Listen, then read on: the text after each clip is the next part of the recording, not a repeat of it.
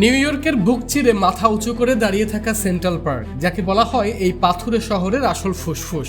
আর এই পার্কের দক্ষিণ প্রান্তে জড়িয়ে আছে এক ইতিহাস। 1894 সালে আমেরিকার আবিষ্কারক ক্রিস্টোফার কলম্বাসের এক বিশাল ব্রোঞ্জ মূর্তি স্থাপন করা হয় এখানে। আর এই পার্কের কোণে রয়েছে বিখ্যাত কলম্বাস সার্কেল।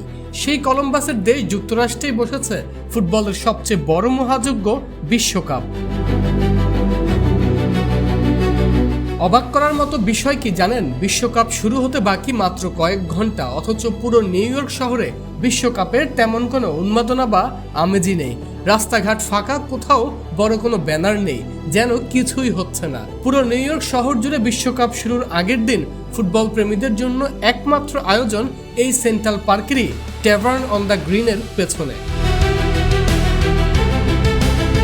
সেখানেই উদ্বোধন হলো ফিফা অ্যারেনা। কোনো টিকিট বা রেজিস্ট্রেশন ছাড়াই সাধারণ মানুষের জন্য খুলে দেওয়া হয়েছে এই মিনি ফুটবল পিচ, যেখানে খুদে ফুটবলার থেকে শুরু করে সাধারণ ফ্যানরা মেতে উঠেছেন ফুটবল উল্লাসে।